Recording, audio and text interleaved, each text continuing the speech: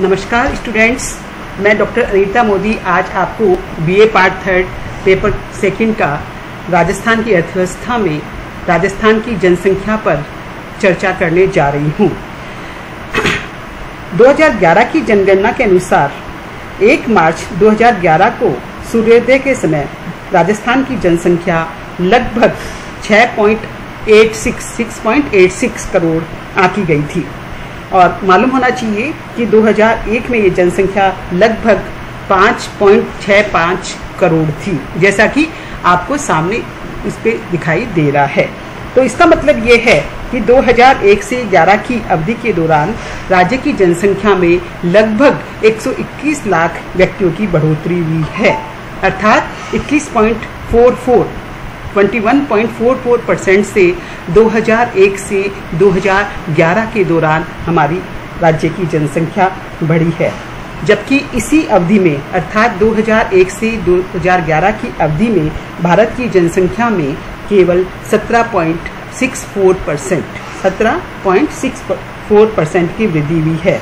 तो इससे बिल्कुल स्पष्ट है कि हमारे देश की जनसंख्या की अपेक्षा राजस्थान की जनसंख्या 2001 से 11 के दौरान लगभग 3.8% बिंदु से अधिक बढ़ोतरी दर्ज की गई है।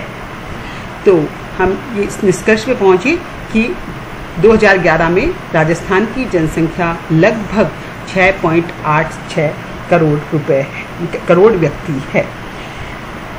ये मैंने आपको एक टेबल बताई है जिसमें हमने ये बताया है कि 1901 से 2011 तक राजस्थान की जनसंख्या कितनी रही है। जैसे 1901 में जनसंख्या केवल 1 करोड़ थी लगभग, जो बढ़कर अब 2011 में 6.86 करोड़ हो गई है। और हम देख रहे हैं कि 1951 तक हमारे राजस्थान की जनसंख्या 1 करोड़ से बढ़कर 1.60 करोड़ हो गई है। लेकिन 1951 के पश्चात जनसंख्या तेजी से बढ़ी है। 1961 में 2.02 करोड़ हो गई है और इसी प्रकार से 1971 में 2.58 करोड़ दर्ज की गई है।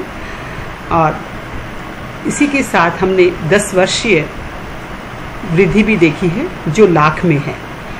तो आप देखिए कि सबसे ज़्यादा जनसंख्या जो बढ़ी है वो 1991 से 2001 के दौरान बढ़ी है 125 लाख और 2001 से 2011 के दौरान 121 लाख बढ़ी है, अर्थात 1.21 करोड़ की वृद्धि दर्ज की गई है 2001 से 11 के दौरान। तो हम ये देख रहे हैं कि 1911 से 1921 के दौरान जनसंख्या में गिरावट आई है, जिसका कारण अकाल व महामारी था। और 1961 से में जनसंख्या 1951 की तुलना में 26.2% से बढ़ी। उसके बाद से जनसंख्या की वृद्धि काफ़ी तेज गति से हुई है। 1971 से 81 के दौरान जनसंख्या करीब 33% से बढ़ी, जैसा कि आप लोग 10 वर्षीय दर देख रहे हैं प्रतिशत में, जो कि सर्वोच्च है। तो 1971 से 81 के दौरान हमारे राज्य की जनसंख्या करीब 1/3 बढ़ गई, जो सर्वोच्च है। और 1981 से 91 के दशक में जनसंख्या 28.44% से 1991 से 2000 के दशक के दौरान 28.41% से बढ़ी। हाँ, 2001 से 2011 के दौरान जनसंख्या वृद्धि दर में गिरावट दर्ज की गई है, जो कि 21.44% है। लेकिन अभी भी ये हमारे देश भारत की वृद्धि दर की अपेक्षा काफ़ी ऊंची है, जिसे हमें भविष्य में कंट्रोल करने की, नियंत्रित करने की, कम करने की आवश्यकता है। तो ये हमने देखा है जनसंख्या वृद्धि दर के बारे में कि क्या राय है। राज्य में जन्म दर, जो कि प्रति 1000 पर मापी जाती है, समस्त भारत की तुलना में काफ़ी ऊंची रही है। वर्ष 2010 के sample registration system SRS sample registration system के अनुमानों के अनुसार राजस्थान में जन्म दर प्रति हजार 26.7 तथा मृत्यु दर वो भी प्रति हजार है 6.7 रही है। और इसे यदि हम समस्त भारत के लिए देखें तो ये दर क्रमशः 22.1 तथा 7.2 रही है। तो इन दोनों के विश्लेषण से स्पष्ट है कि राजस्थान की मृत्यु दर और देश की मृत्यु दर में ज़्यादा अंतर नहीं है, लेकिन जन्म दर पर के हिसाब से देखा जाए तो राजस्थान की जन्म दर भारत की जन्म दर से 4.6 बिंदु ऊंची है, अर्थात 4.6 बिंदुओं से हमारे राज्य की जन्म दर देश की जन्म दर की अपेक्षा अधिक है, जो वास्तव में बहुत ही चिंता का विषय है। और जन्म दर को नियंत्रित करके ही हम राज्य में बढ़ती पॉपुलेशन को नियंत्रित कर सकते हैं। तो अब हम लोग देख रहे हैं कि राजस्थान में ऊंची जन्म दर के लिए कौन से तत्व, कौन से फैक्टर्स उत्तरदायी हैं और उन फैक्टरों का विश्लेषण करके हम राज्य में जनसंख्या की बढ़ती गति पर लगाम कस सकते हैं। तो सबसे पहले हम लोग मुख्य कारण देखते हैं। पहला देखिए, शादीशुदा महिलाओं का ऊंचा अनुपात। राष्ट्रीय पारिवारिक स्वास्थ्य सर्वेक्षण के अनुसार भारत में लड़कियों की शादी 20 से 24 वर्ष की आयु में हो जाती है और 57% लड़कियों की शादी 18 वर्ष से कम आयु में हो जाती है। तो प्रथम बच्चे की औसत उम्र जब महिला माँ बनती है तो 19.6 वर्ष आंकी गई है। तो हमारे राज्य में शादीशुदा महिलाओं का अनुपात काफ़ी है, लगभग 85% महिलाएं शादीशुदा पाई गई है राजस्थान में। दूसरा है शादी की औसत आयु का नीचा होना। राजस्थान में शादी की औसत आयु उम्र कम पाई जाती है। राष्ट्रीय परिवार स्वास्थ्य सर्वे 1992-93 के अनुसार शहरी क्षेत्रों में लड़कियों की शादी की प्रभावी औसत उम्र 20.5 साढ़े 20 वर्ष तथा ग्रामीण क्षेत्रों में 17.9 वर्ष पाई गई थी। और समग्र रूप से मतलब ग्रामीण और शहरी दोनों क्षेत्रों को मिलाकर यह उम्र 18.4 वर्ष रही थी। तो इसका मतलब ये है कि राजस्थान में हालांकि शादी के समय लड़के और लड़की दोनों की औसत उम्र 21 वर्ष और 18 वर्ष क्रमशः निर्धारित की गई थी, लेकिन जो वास्तविकता पाई जा रही है उसमें लड़के और लड़की दोनों की उम्र शादी के समय काफ़ी कम है। राजस्थान में अभी भी बाल विवाह काफ़ी मात्रा में प्रचलित है। हालांकि बाल विवाह की रोकथाम के लिए कानून बनाया गया है, लेकिन उसके बावजूद भी यह कानून निरंतर उपेक्षित होता रहा है। केवल शिक्षा और चेतना, जागरूकता आदि के द्वारा ही हम कम उम्र में बच्चे और बच्चियों की शादी पर रोक लगा सकते हैं। तीसरा कारण है परिवार दंपत्ति सुरक्षा दर का नीचा पाया जाना। राज्य में परिवार नियोजन अपनाने वाले दंपत्तियों का अनुपात कम है। कुल दंपत्तियों में परिवार नियोजन अपनाने वाले के अनुपात को दंपत्ति सुरक्षा दर कपल प्रोटेक्शन रेट CPR कहते हैं। 31 मार्च 2010 को हमारे राजस्थान राज्य में दंपत्ति सुरक्षा दर 60.5% थी। तो अभी भी करीब 40% दंपत्तियों की सुरक्षा की आवश्यकता है। तो दंपत्ति सुरक्षा दर कम होने की वजह से भी बच्चों की संख्या में बढ़ोतरी होती है। महिलाओं में साक्षरता की बहुत नीची दर पाया जाना। विशेषतः राजस्थान के ग्रामीण महिलाओं में साक्षरता की दर काफ़ी कम है।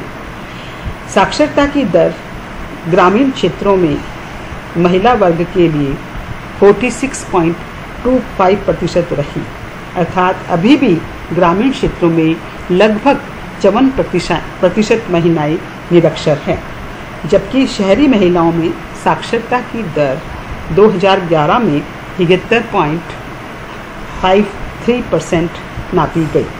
तो इसका अभिप्राय यह है कि ग्रामीण महिलाओं में विशेष तौर पर साक्षरता की अलख जगाकर बढ़ती जनसंख्या को रोका जाना संभव है। अगला कारण है सामाजिक पिछड़ापन। राजस्थान राज्य में 2001 में अनुसूचित जाति के लोगों का जनसंख्या में अनुपात 17.2% तथा अनुसूचित जनजाति के लोगों का अनुपात 12.6% रहा है।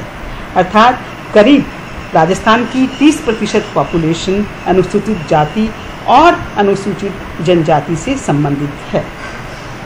अन्य पिछड़ी जाति के लोगों को शामिल करने पर राज्य में 30% से अधिक लोग सामाजिक दृष्टि से पिछड़े वर्ग में आते हैं। निरक्षरता, अज्ञानता और सामाजिक अभावों के कारण ये पिछड़ेपन की वजह से परिवार नियोजन के साधनों का पर्याप्त मात्रा में उपयोग नहीं करते और इसी वजह से राज्य में जन्म दर ऊंची पाई जाती है। तो इसका अभिप्राय ये है कि हम सामाजिक परिवर्तन, सामाजिक सुधार और सामाजिक जागरूकता को करके जनसंख्या पर लगाम कस सकते हैं।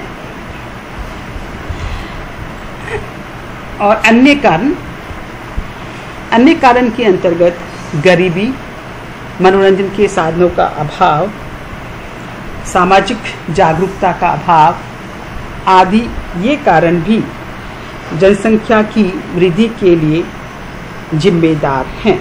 अतः इन कारणों पर प्रकाश डाल के हम ये बता सकते हैं कि इन कारणों को रोककर, इन कारणों के संबंध में सुधार की नीति अपनाकर ही हम बढ़ती जनसंख्या को रोक सकते हैं। हमने भी इस टेबल में 2001 से 11 की अवधि में जिलेवार जनसंख्या की वृद्धि दर को बताया है। 2001 से 11 के दौरान जनसंख्या सबसे अधिक बढ़ी है बाड़मेर जिले में 32.55% और सबसे कम बढ़ी है गंगानगर में 10.05% से। सबसे अधिक आबादी जयपुर जिले की है जो कि 2011 में 66.64 लाख रही। राज्य में जनसंख्या की घनत्व की स्थिति पर प्रकाश डाला जाए तो जो 2011 में घनत्व 201 प्रति वर्ग किलोमीटर था, जबकि 2001 में ये केवल 165 प्रति वर्ग किलोमीटर था। अर्थात 2001 से 11 के दौरान 36 के हिसाब से प्रति वर्ग किलोमीटर के हिसाब से घनत्व बढ़ गया है। लिंगानुपात देखा जाए तो 2011 में 1000 पुरुषों के पीछे 926 महिलाएं थी, जबकि यह अनुपात 2001 में केवल 921 था। अर्थात 2001 से 11 के दौरान 5 की संख्या से महिलाओं पुरुषों का अनुपात बढ़ गया। साक्षरता के दृष्टिकोण से देखा जाए तो राज्य में 7 वर्ष या इससे अधिक आयु की जनसंख्या में साक्षर व्यक्तियों का अनुपात 67.1% था।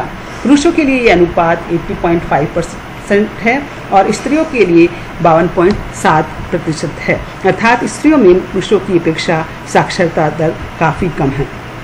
0 से 6 आयु समूह में लिंग अनुपात 2011 की जनगणना में 883 पाया गया, जबकि 2001 में ये अनुपात 909 था। अर्थात लड़कियों की संख्या 26 अंकों की गिरावट से गिरी है, जो कि एक चिंता का विषय है। अर्थात हमें बच्चियों की सुरक्षा की जिम्मेदारी लेनी चाहिए। राजस्थान में साक्षरता दर काफ़ी नीचे है। इसके लिए कई कारण उत्तरदायी हैं कि सबसे पहले राजस्थान की पुनर्गठन जब हुआ था नवंबर 1956 में, तो साक्षरता की दरें बहुत नीची थी। दूसरी चीज़, राज्य में प्रारंभिक वर्षों में साक्षरता अभियान पर अधिक ध्यान नहीं दिया गया। इसके साथ ही छात्र छात्राओं में विद्यालय छोड़ने की दर भी काफ़ी अधिक है। ग्रामीण क्षेत्रों में और निर्धन परिवारों में सामाजिक आर्थिक कारणों की वजह से भी लड़कियों को शिक्षा से उपेक्षित रखा गया है।